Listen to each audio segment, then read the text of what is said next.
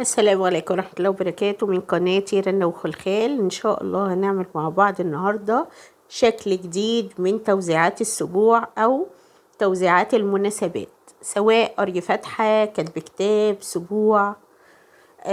هنعمل شنطة بسيطة جدا زي ما انتوا شايفينها كده قصادكم، سهلة.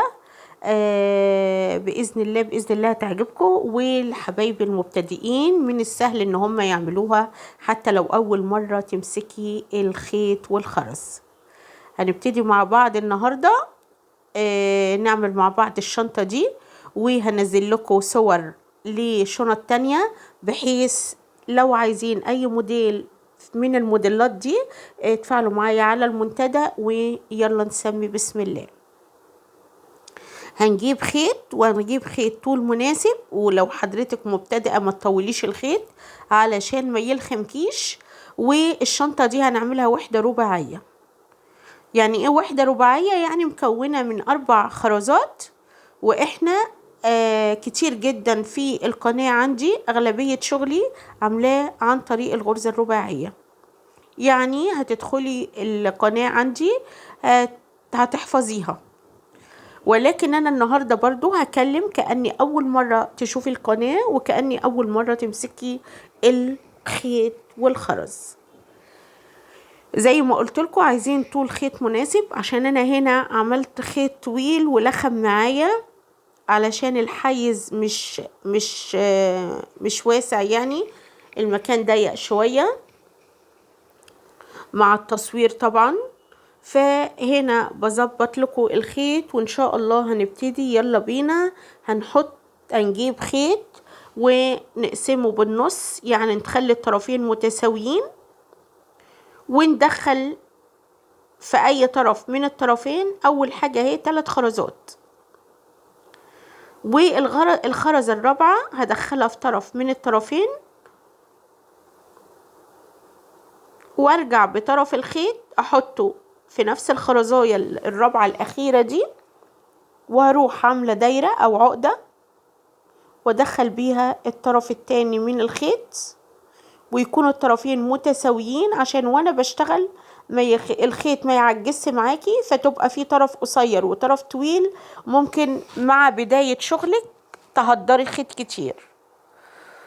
هنا هدخل العقدة اللي انا عملتها جوه الخرزاية اللي انا شغالة عليها، اللي انا الخرزاية دي اللي هشتغل عليها الوحدة التانية. زي ما قلت لكم انا بشتغل غرزة رباعية، يعني انا ببقى محتاجة 4 خرزات. الوحدة التانية هبقى محتاجة 3 بس، لان انا اوريدي عندي خرزاية في القاعدة. هجيب طرف خيط واحط فيه خرزتين، وتعودوا الطرف اللي بتحطوا فيه العدد الاكبر هو نفس الطرف في كل مرة اللي بنحط فيه العدد الاكبر، والعدد الاكبر هو برضو اللي بناخد منه اخر خرزاية ونرجع بيها بطرف الخيط عشان نعمل الدايرة او العقدة. خليكم معايا ان دي قاعدة شبه ثابتة او هي ثابتة. الطرف الخيط الاكبر هو ده الطرف اللي بدخل بيه طرف الخيط في اخر خرزاية. الطرف التاني احط فيه خرزاية واروح مدخلاها جوه الدايرة او جوه العقدة، واروح شد الخيط ومدخله العقدة جوه الخرزاية كده. بقى انا عاملة وحدتين من الغرزة الرباعية. هاخد معايا انا دلوقتي خرزة طالعة من الوحدة اهي، اللي هي القاعدة اللي طالع منها طرفين الخيط دول، واخد طرف خيط احط فيه خرزتين،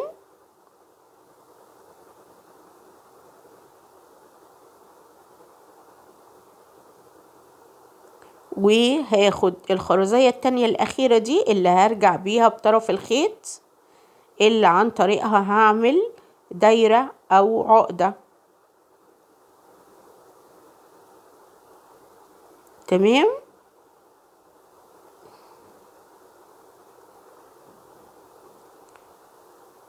هنجيب الطرف الخيط، انا بوريكي هنا ان بصي هي دي الدايرة او العقدة. هجيب طرف الخيط التاني احط فيه خرزاية، عشان كده يبقى انا اتعاملت مع 3 خرزات، عشان انا عندي خرزاية من الوحدة اللي قبلها.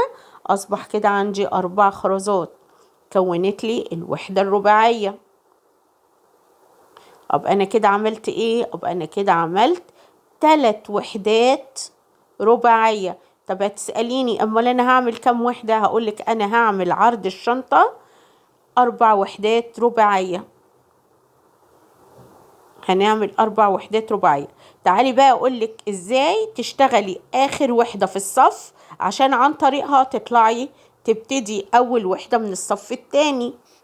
اخر وحدة في الصف ده انا بجيب الخرز كله في اتجاه الخيط اللي من بره. انا هنا عندي خرزاية اوريدي، فانا هحط عليها 3. طب ال3 دول هحطهم في طرف الخيط اللي من بره، واجيب اخر خرزاية واحط فيها طرف الخيط، والطرف التاني ادخله جوه الدايرة واعمل العقدة. وبكده ابقى انا عملت الوحدة الرابعة من اهي، الوحدة الرابعة من الغرزة الرباعية. طيب انا كده خلاص خلصت اول صف اللي مكون من 4 وحدات رباعية. طب انا كده طلع على الصف التاني، هعمل ايه؟ هاخد الخيط هنا عندي طالع من خرزاية، هجيب الطرف اللي من بره احط فيه 3 خرزات عشان ابتدي اول وحدة من الغرزة الرباعية اللي في الصف التاني. 3 خرزات دول خرزة 2، التالتة بقى اللي هرجع بطرف الخيط فيها علشان اعمل العقدة، واروح مدخلة طرف الخيط اللي من تحت جوه طرف العقدة عشان اعمل الوحدة الرباعية الاولانية من الصف التاني. خلاص كده تمام. كده الخيط طلع لي من خرزاية واحدة. انا هنا هقلب الشغل علشان اعرف اتحكم فيه. عايزه انت تكملي على الوضع الاولاني مفيش مشكلة، لكن انا هقلب الشغل عشان انا بتعامل بايدي اليمين. هنا طرف الخيط اللي من تحت همرره في خرزاية،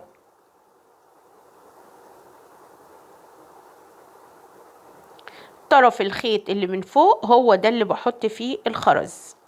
يبقى انا همرر الطرف اللي من تحت في خرزاية،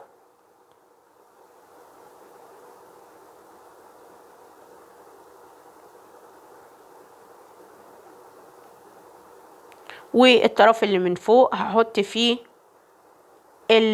الخرزتين. ليه الخرزتين؟ عشان انا كده طرف الخيط طالع عندي من خرزتين، الخرزاية بتاعت تحت اللي بمررها من تحت، والخرزاية اللي انا اوريدي طالعه منها من الوحدة اللي قبلها. اعتقد ان انا شرحت لكم الغرزة الرباعية دي باستفاضة، ومتهيألي احنا حفظناها خلاص.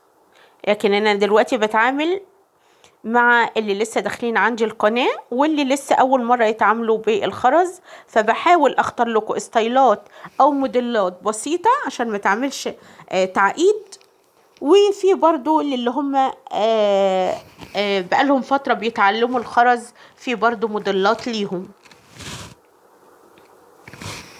من فضلكم ما تنسوش اللايك والكومنت، علشان هو ده اللي بيخلي القناة عندي تتشاف. هنا انا هدخل الخيط اللي من تحت همرره في الخرزة اللي من تحت، خرزة القاعدة، والخرزة اللي من فوق الخيط اللي من فوق اللي هحط فيه الخرزتين اللي انا هاخد خرزاية وارجع بطرف الخيط فيها عشان اعمل عقدة، وهمرر الخيط اللي من تحت في الخرزاية اللي من تحت. كده انا داخلة في الوحدة التانية من الصف التاني.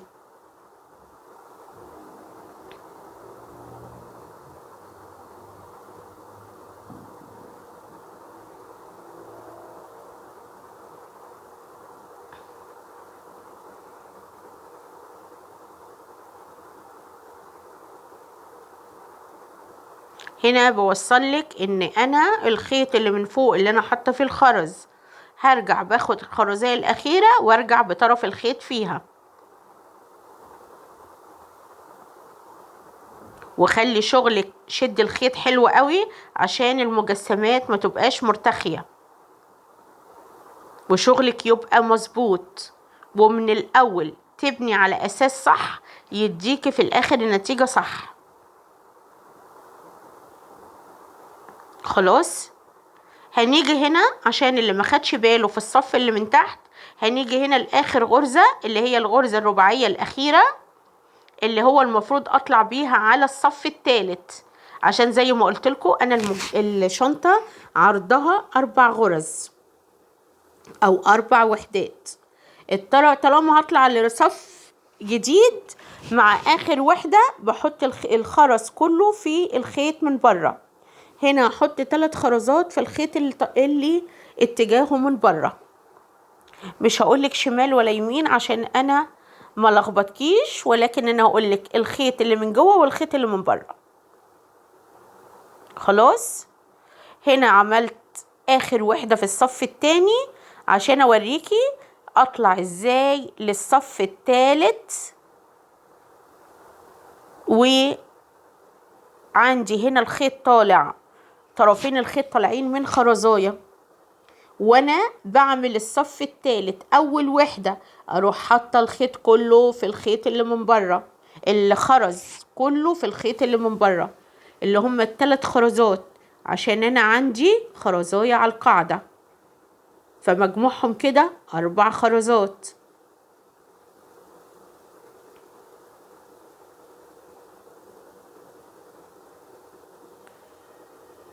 خلاص، هشد كويس قوي عشان شغلي يبقى مشدود.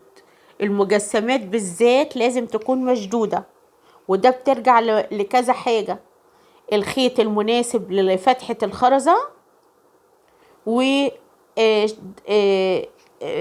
اللي حضرتك بتشديه علشان يكون المجسم عندك متين. وتالت حاجة العقدة اللي بتدخل في الخرزاية من جوه، علشان لو ما دخلتيش العقدة في الخرزاية الخيط المجسم بيبقى مرتخي. تمام. انا هنا عايزة اقول لكم ان بنفس الطريقة دي هعمل 9 وحدات من الغرزة الرباعية طول و4 وحدات عرض. هتقولي لي ليه 9 وحدات طول؟ هقولك لان انا هاخد القطعة دي اقسمها بالنص بالتساوي، كل جنب هيبقى عدده 4، الامام عدد وحدات 4، والخلف عدد وحدات 4، والقاعدة وحدة. هنعد مع بعض، ادي 1 2 3 4 ده قدام، 1 2 3 4 ده الخلف، وهي القاعدة صف واحد عرضه 4 وحدات. بأكد عليكي اهو. خلاص، يبقى انا كده عندي الشنطة اهي بالتساوي. هبتدي بقى اقفل الجناب. تقفيلة الجناب سهلة جدا، بس عايزة اقولك لو قفلت الجناب من فوق الجنب التاني تقفليه من فوق زي ما انت شايفة.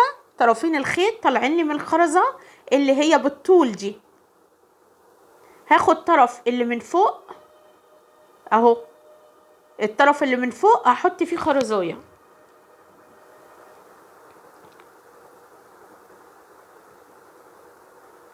خلاص، واروح مدخلاه في طرف الخرزاية اللي بالطول على الجنب التاني الموازية ليها عشان اربطهم ببعض. يبقى انا كده بشبك الشنطة بالجناب. خلاص، انا كده بقى معايا كام خرزة؟ معايا 3 خرزات، كل طرف فيه خرزاية، وانا مدخلة خرزاية هقفل بخرزاية يبقى رباعية.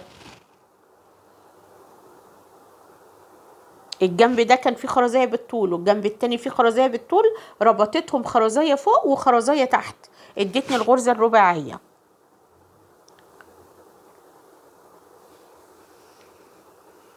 ده اول وحدة من الجنب.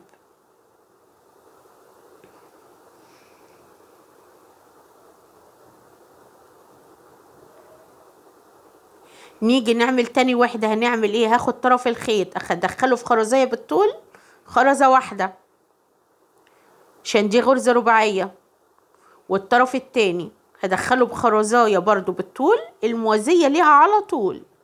على فكرة التشبيك سهل جدا وممتع جدا، وطبعا هو ده اللي بيبين لك الشكل النهائي للمجسم اللي بتعمليه. وهتروحي حاطة في اي طرف من الطرفين خرزاية تعملي بيها العقدة وتقفلي. خلاص.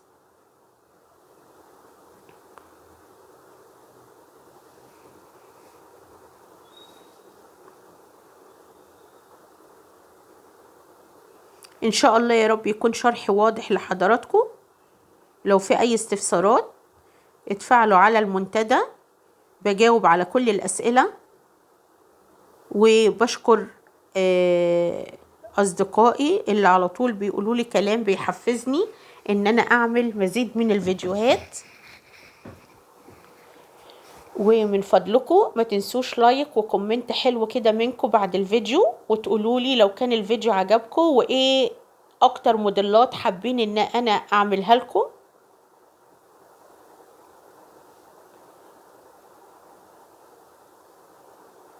هنا بحاول بقى اصرف الخيط عشان انا كده قفلت الجنب دوت.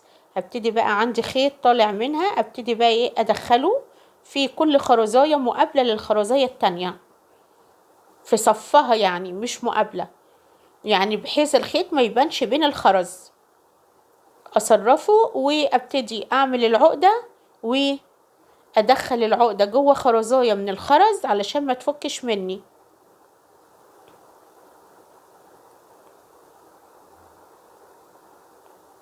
اهي.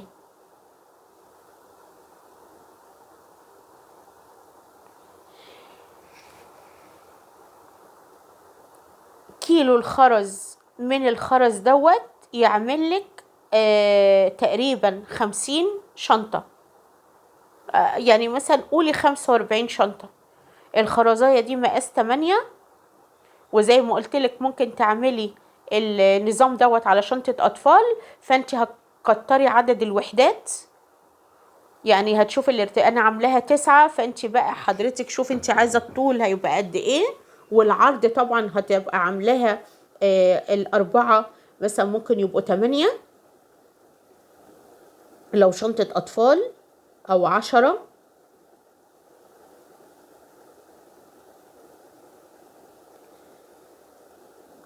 القاعدة خليها فردية، القاعدة خليها فردية لو عملتيها شنطة أطفال، يعني مثلا اعمليها 5 وحدات القاعدة، بحيث لما تيجي تقفلي الشنطة. هنا خلاص أنا ابتديت الجنب التاني، وزي ما قلت لكم ابتديت في الأول من فوق، ابتدي الجنب التاني من فوق برضو عشان ما يعمليش أي دفوهات، ودي وجهة نظري أنا الشخصية. اهو سهل جدا. انا كده بقفل في اخر وحدة من الغرزة الرباعية من الجنب، وابتدي بقى برضو اصرف الخيط بحيث ما يبقاش عندي دفوهات ويبقى شغل نضيف، وفي نفس الوقت المجسم او الشنطة تكون متماسكة. زي ما قلت لكم الخرزية دي مقاس 8، ممكن حضرتك تشتغليها مقاس 6 بس هتبقى صغيرة. اما بقى هتكتري عدد الوحدات، لو صغرتي في الخرزاية كتري عدد الوحدات.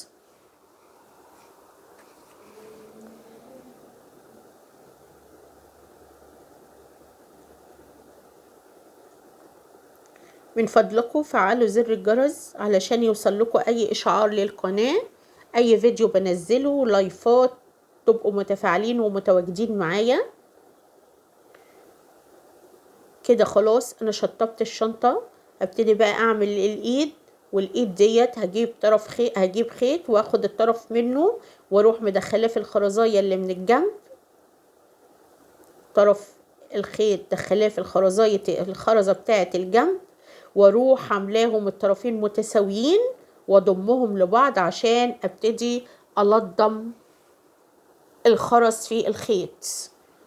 يعني انا هنا هعمل ايد الشنطة لضم اهو، بظبط كده الاطراف عشان ادخل الخرزاية. انا هعمل كام خرزاية هنا؟ هعمل 13 خرزاية، عشان انا حابة الايد تكون ايه، يعني واسعة شوية، تدي مساحة وحضرتك بتحطي الشوكليت جوه الشنطة. طبعا الشنطة مش بتتقدم كده، اكيد بنضيف لها الاسم بتاع المناسبة whatever بقى، سبوع، كاتب كتاب، قري فاتحة. ممكن تعمليه اكليريك وتروحي لازقاه في الخرز في المنتصف كده بتاع جنب من الجناح، سوري، لواجهة الشنطة. وممكن تعمليه بورقة، طباعة الاسم عن طريق ورقة وبستانة كده، تروحي ربطاها في ايد الشنطة. وطبعا بنحط الشوكليت ونروح عاملين التل. وبالطريقة دي انت اللي عملتي المناسبة بتاعتك، بدل ما تدفعي مبلغ وقدره، لان احنا عارفين ان شغل الهاند ميد على قد ما هو متعب وغالي، هو بصراحة غلاه في الشقاء على ما بتنزلي وتجيبي الماتيريال، وبعد كده هو بتروحي تقعدي تشتغلي. فهو بصراحة يعني هو مرهق، يعني لازم تكوني حباه عشان تقدري تدي فيه. كده انا قفلت الايد، وابتدي بقى اوزع الخيط. واحنا عارفين ان توزيع الخيط دوت فيه فايدة، ان هو بيدي فرصة ان الشنطة ما تتقطعش بسهولة، تبقى متينة.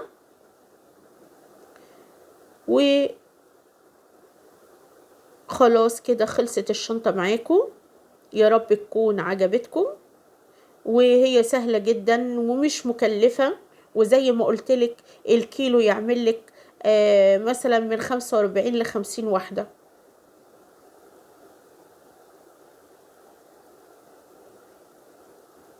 كل طبعا ما هتكبري الخرزاية العدد هيقل، وكل ما تقللي الخرزاية العدد بيزيد. يا رب يكون الفيديو بتاعي عجبكم ويلاقي استحسانكم، وده هيبان من الكومنتات واللايكات اللي حضراتكم هتتفاعلوا معايا فيها. واتمنى تقولولي ايه انواع الفيديوهات اللي بتحبوها مني، وتحبوا اعرض لكم الفيديو الجاي عن ايه، او الفترة الجاية انزل فيديوهات عن ايه. انا عندي في القناة اكسسوارات، شنط، فوانيس.